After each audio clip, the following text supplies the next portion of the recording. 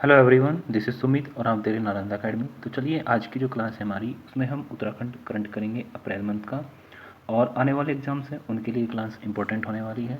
और वीडियो को पूरा देखिएगा। अगर अच्छी लगती तो लाइक करना, शेयर करना और सब्सक्राइब करना। तो चलिए स्टार्ट करते हैं। तो चलिए जो हमारा पहला टॉपिक है, उत्तराखंड में 2021-22 के लिए प्रति व्यक्ति आय के आंकड़े जारी किए गए हैं। और देख लेते हैं इसमें कितनी है। 2021-22 में उत्तराखंड की जो प्रति व्यक्ति आय है वो हमारी 2,05,840 रुपये है। और यही अनुमानित है 2022-23 के लिए। अनुमानित प्रति व्यक्ति आय कितनी है 2022-23 के लिए? 2,33,000 रुपये। ठीक है। और भारत की प्रति व्यक्ति आय कितनी है? 1,70,620 रुपये, जो उत्तराखंड की प्रति व्यक्ति आय से कम है। ठीक है। नेक्स्ट पॉइंट है हमारा, प्रति व्यक्ति आय के मामले में उत्तराखंड में कौन सा जिला है तो सर्वाधिक है? तो प्रति व्यक्ति आय के मामले में उत्तराखंड का हरिद्वार जिला सबसे ऊपर है भाई, सबसे पहले स्थान पर आया है।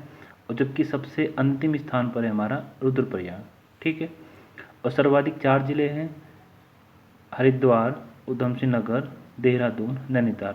ये सर्वाधिक 4 बड़े ज़िले हैं जिनकी प्रति व्यक्ति आय सर्वाधिक है भाई, सबसे ज़्यादा है।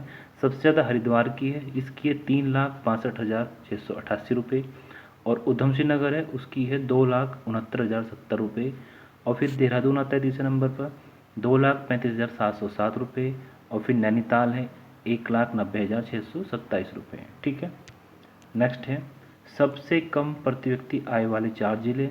इसमें रुद्रप्रयाग है, इसकी है 93,160 रुपये। फिर इसके बाद बागेश्वर आता है 98,755 रुपये। फिर अल्मोड़ा है तीसरे नंबर पर 1,08,44 रुपये। और फिर टिहरी है 1,03,345 रुपये। ठीक है। चलिए नेक्स्ट पॉइंट देखते हैं। पर्वतीय जिलों में सर्वाधिक प्रति व्यक्ति आय किस जिले की है? चमोली की है। और सबसे कम यानी कि पर्वतीय क्षेत्रों में सबसे कम किसकी है? रुद्रप्रयाग की। और टोटल उत्तराखंड में 13 जिले उनमें भी सबसे कम रुद्रप्रयाग की है। ठीक है। कुमाऊं मंडल की बात करते हैं तो सबसे ज़्यादा नैनीताल जिले की सर्वाधिक प्रति व्यक्ति आय है। और उसके बाद सबसे कम बागेश्वर की है। ठीक है। और गढ़वाल की बात करते हैं तो हम गढ़वाल में हमारी सबसे ज़्यादा हरिद्वार की है। ठीक है। चलिए नेक्स्ट करते हैं। उत्तराखंड में ए हेल्प कार्यक्रम की शुरुआत है, यानी कि ए हेल्प। ठीक है। ये कार्यक्रम चला गया, कब चला गया? 13 अप्रैल 2023 को। कहाँ पर? देहरादून में। ठीक है। मुख्यमंत्री के द्वारा चला गया।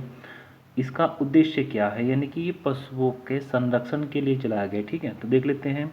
जो प्रशिक्षित कार्यकर्ता हैं वे लोग क्या करेंगे? पशुओं में विभिन्न संक्रामक रोगों की रोकथाम करने के उपचार करेंगे या उपाय करेंगे। ठीक है।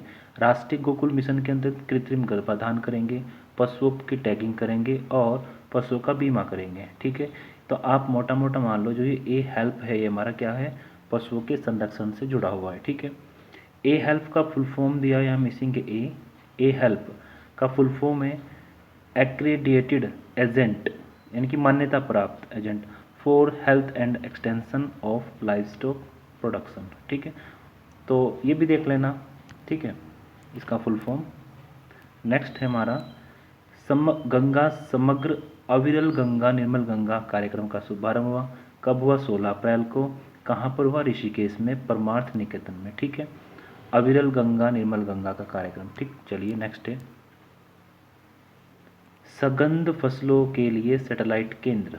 ठीक है। सगंध फसलों के लिए सैटेलाइट केंद्र स्थापित किए जाएंगे उत्तराखंड में। देख लेते हैं कहाँ किए जाएंगे।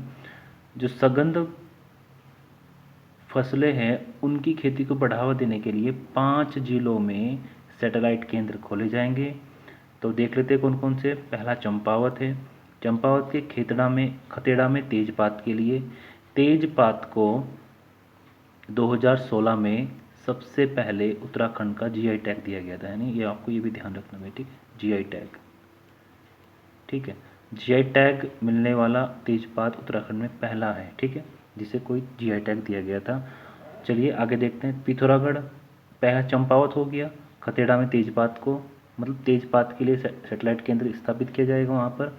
और पिथौरागढ़ में बिसाड़ में तिमूर के लिए, उत्तरकाशी के रेथल में सुरई के लिए, चमोली के परसारी और अल्मोड़ा के ताकुला में डेमस्क गुलाब का के लिए सेटेलाइट केंद्र खोला जाएगा। ठीक है, तो कितने हो गए? 5 है हमारे।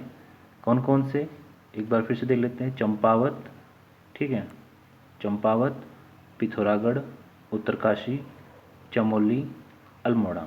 ठीक है, तो इन 5 में सैटेलाइट केंद्र खोले जाएंगे सगंध फसलों की खेती को बढ़ावा देने के लिए, यानी कि जिनमें सुगंध आती हो। ठीक, नेक्स्ट पॉइंट है 22 फरवरी 2023 को मुख्यमंत्री पुष्कर सिंह धामी ने सगंध शोध केंद्र सेलाकुई में पूरी तरह से सगंध फसलों के लिए समर्पित पहले उत्कृष्टता केंद्र का लोकार्पण किया है। ठीक है, यानी कि सगंध शोध केंद्र कहाँ है? हमारा सेलाकुई में।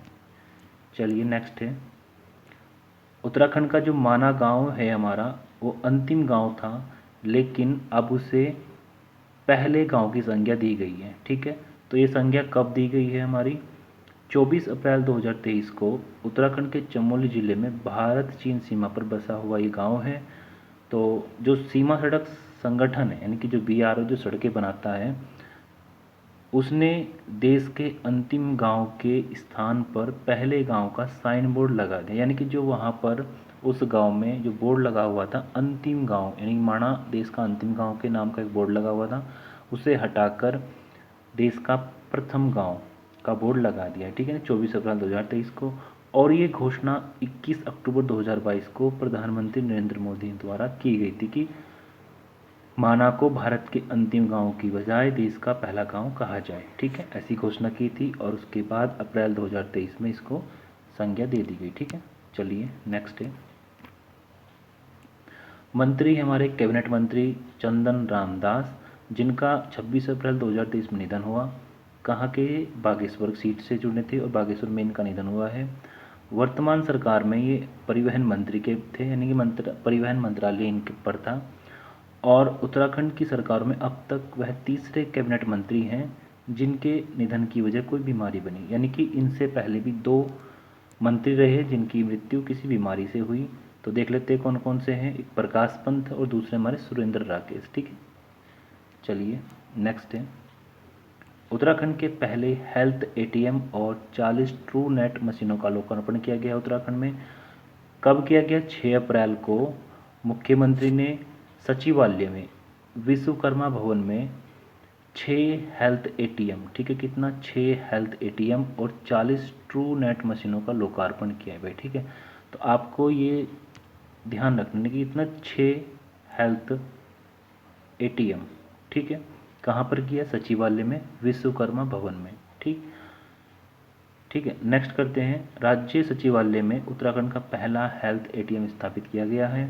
और ये हेल्थ ATM क्या है भाई? इसमें एक बूंद खून से 30 सेकंड के अंदर स्वास्थ्य संबंधी 72 तरह की जांच की जा सकती है। ठीक है,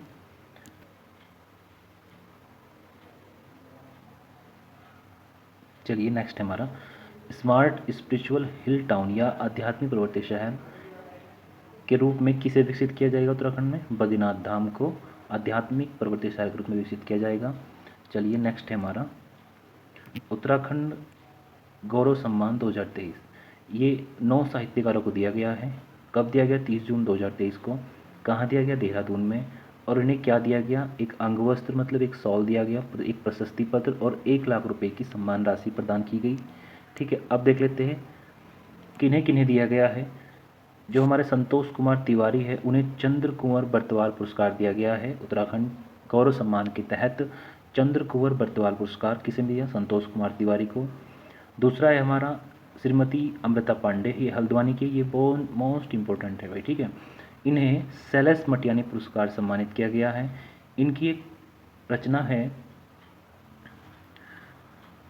सिसक्ति सांकल, ठीक है, उसके लिए 2022 में इन्हें 22 का ये सेलेस मटियानी पुरस्कार दिया गया है। ठीक है, नेक्स्ट हमारा प्रकाश चंद्र तिवारी, इन्हें दिया गया डॉक्टर पीताम्बर दत्त बर्तवाल पुरस्कार।